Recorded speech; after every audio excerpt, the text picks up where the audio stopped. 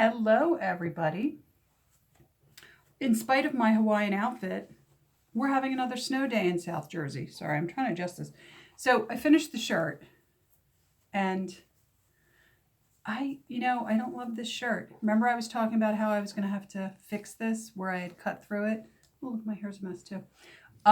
This is how I ended up fixing it because I had really cut through that fabric. I tried darning it and it kept on unraveling. So I actually made this little thing to cover it.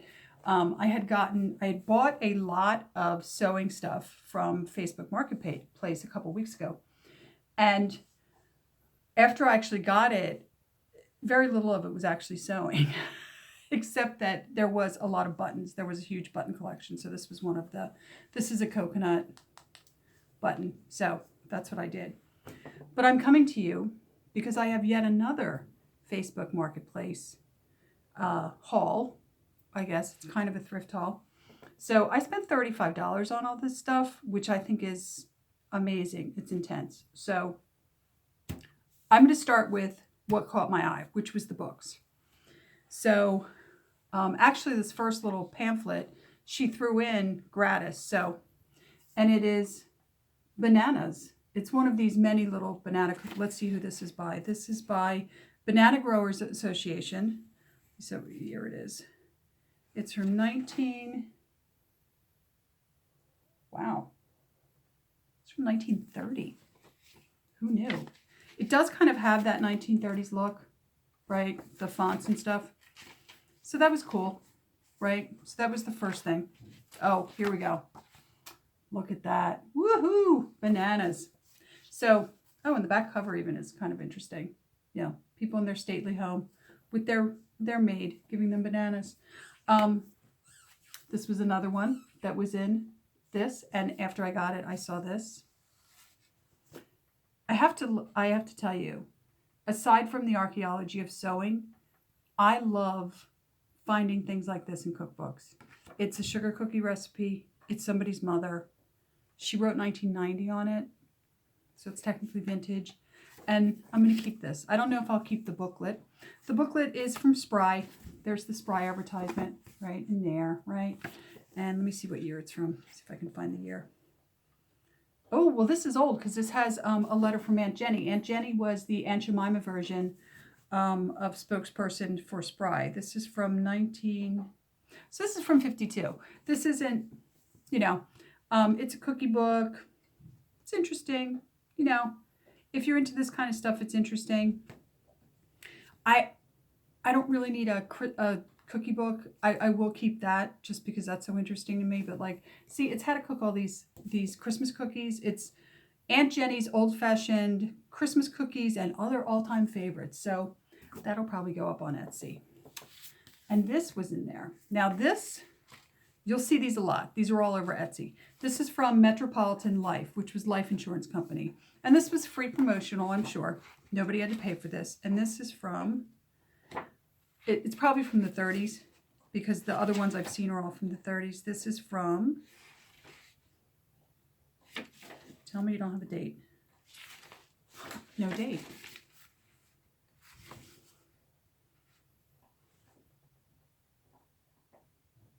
Okay, it's got the date in the back in Roman numerals, which means I'm going to have to do the translation because I can't remember my Roman numerals. And then there's this. Yep.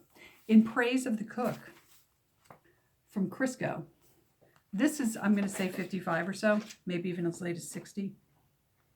1959. So, but full of this kind of stuff, this awesome kind of mid-century modern, cool product placement with the Crisco and all these different, trying to find a really good, there we go. See, there's the kid, I and the bread.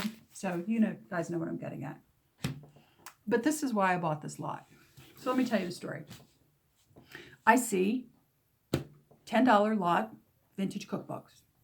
So I click on the thumbnail. And this is one of the cookbooks. For anybody that cooks, this is one of the most amazing cookbooks you can get. And for $10, that's significantly less than what I can get it for on Etsy. This is how extraordinary this cookbook is. Look at that. It's like 800 and something pages. It was written in 1940. It's got illustrations like this. It is quite literally every cook, every recipe. Oh, another one. I love these, guys. You have no idea how much I love these. And it's just all this illustration. And I mean, really, every single recipe you can possibly think of. All illustrated like this. Let me see what the exact date is. Because these ranged in date. This one is 1939. So this is one of the original ones. I think the original was 1939, and then you'll see reprints of it well into the 40s. But yeah, I'm pretty happy with that. So that book for $10, and all these other books I showed you, plus this, which is really interesting. Good Housekeeping. This is from 1955. I'll have a look through this. Not sure if this is going to be one I keep. This is another one I might put up on Etsy just because, you know, I really love 40s cooking because everything was done from scratch. By the 50s, you started to see things like, you know, open the pudding mix and, you know, like, and I want to know how to make the pudding from scratch. I mean, I know how to make the pudding from scratch, but still. So I'll take a look and I'll see. Because, you know, sometimes it's worth it for the illustrations, right? Who else is suddenly hungry? But these are, it's cool. It's from 1955. So I'll think about it.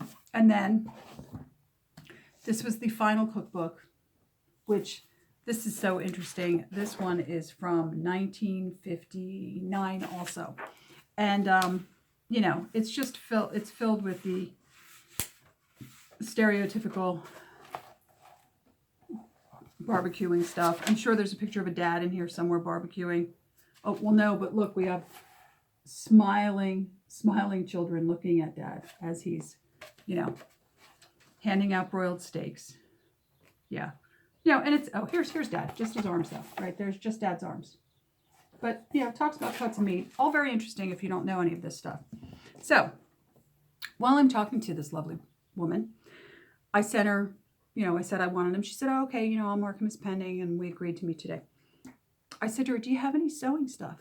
And she goes, what are you looking for? I said, books, notions, fabric, whatever. And she goes, I have a sewing book I'll sell you for $5. Right? I was like, okay. So this is the thing. Would I love to sell this on Etsy? Sure, I can get more than $5 for it. Do I want to let go of it? Absolutely freaking not. It is like, you know, this is, I think, the 1955 one. Let me double check.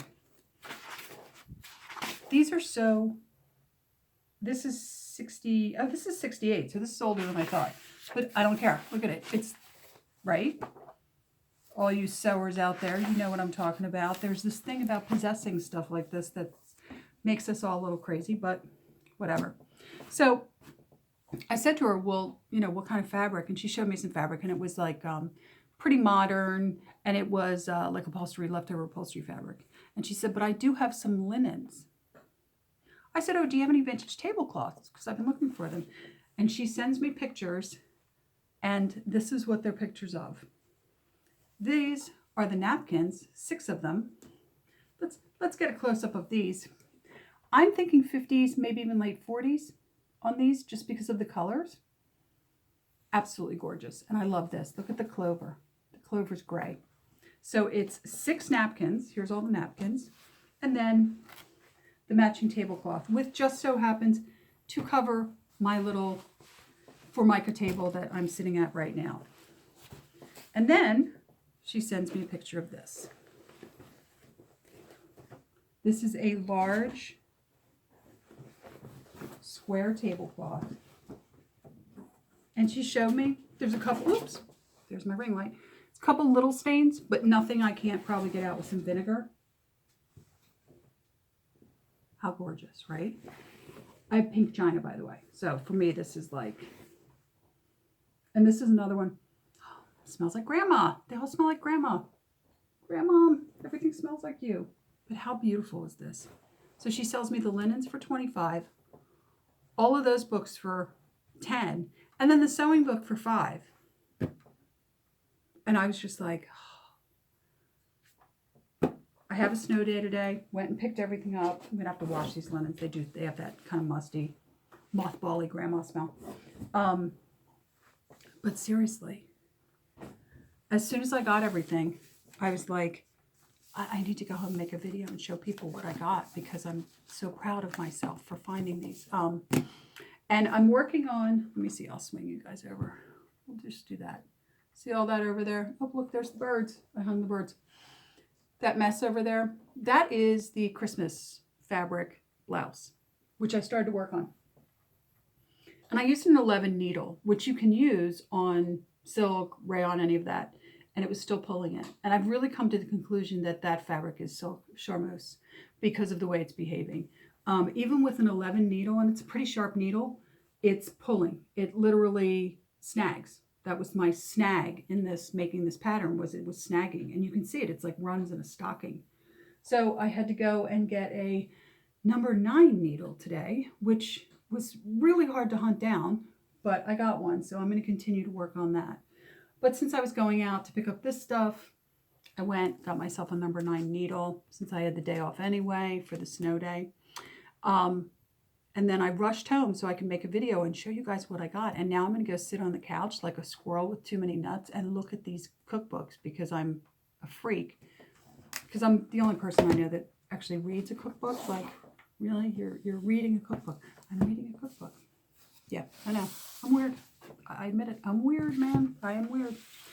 But anyway, my next video should be, I'm hoping I will have finished that by the next video. We'll see. If we keep getting snow days, yeah, I'll be able to do it. So until the next video, please like, subscribe, comment, whatever.